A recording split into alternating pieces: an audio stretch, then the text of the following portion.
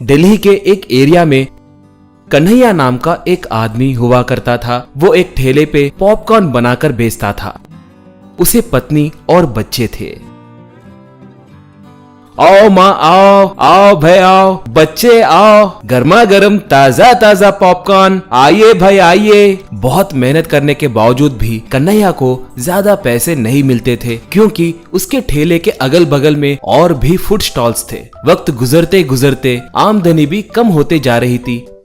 एक बार कन्हैया, ये क्या, मेरी स्थिति दिन ब दिन बदतर होती जा रही है। ऐसे ही चला तो मैं मेरे परिवार का पोषण कैसे करूंगा। एक ही जगह पर बेचे तो फायदा नहीं होगा। अब से पूरे गांव में घूमते हुए बेचना होगा। जरूरत पड़े तो पड़ोस गांव को भी जाना होगा, सोचा। ऐसे वो, आइए माँ आइए, आइए बच्चों आइए, आइए साहब आइए, गर्मा गर्म ताजा ताजा पॉपकॉर्न, आइए आइए कहकर घूमते हुए बेचने लगा।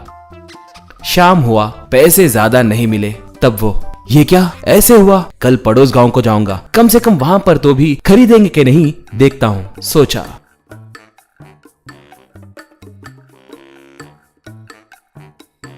अगले दिन वो ठेले को ढकेलते हुए पड़ोस गांव को निकला। वो जब जंगल के रास्ते से जाने लगा तो आसमान में कुछ उड़ने की आवाज आने लगी। ऊपर देखे तो एक छोटा हवाई जहाज उड़ रहा था। इतने में उसमें कुछ गड़बड़ होकर उसके अंदर से धुआं आने लगा। देखते देखते ही वो जहाज सीधे आकर उसके ठेले पे गिरा। उसमें से 2 लिलीपुट उतरे। उन्हें देखकर कन्हैया आश्चर्य में पड़ गया। आप कौन हैं? कहां से आ रहे हैं? कहां जा रहे हैं? कहकर पूछा एक लिलीपुट। श्रीमान, हमारा इस जंगल में रहने वाला बोना देश है। दूसरे बोने देश को जाते जाते ऐसे दुर्घटना घटी और हम गिर गए। कृपा करके हमें कुछ मत करो, कहा दूसरा लिलीपुट। कृपा करके हमें छोड़ दीजिए, हमें मत मारिए, कहा कन्हैया। आपको मारने की क्या जरूरत है मुझे, आप अपने रास्ते जाइए, कहा एक। श्रीमान, बहुत धन्यवाद। इंसानों से दोस्ती करना खतरे की बात है कहकर हमारे लोग बोलते रहते हैं, मगर आपको देखे तो बहुत अच्छे आदमी लग रहे हो, कहा दूसरा। हमारा जहाज खराब हो गया है, इसकी मरम्मत करके दिए तो हम अपने रास्ते चले जाएंगे। कृपा करके ये जहाज ठीक करने में हमारी मदद कीजिए, कहा कन्हैया। तब क्या आपके जहाज को ठीक करना है? ठीक है, मेरे बेटे को खिलौनों से खेलना, टूटे हुए खिलौनों को ठीक करना अच्छे से आता है। मेरे साथ चलिए, वो ठीक करेगा क्या, देखते हैं, कहा। वो दोनों मान गए। ऐसे कन्हैया उन्हें ठेले पे रखकर ठेला ढकेलते हुए घर को आया। घर में पत्नी और बच्चों को उनसे परिचय करवाया।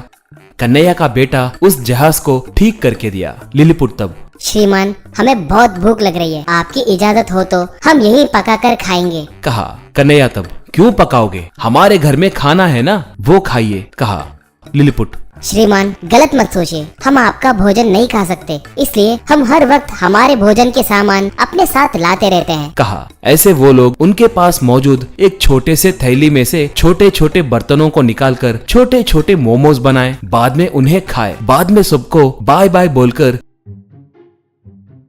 जहाज में चले गए।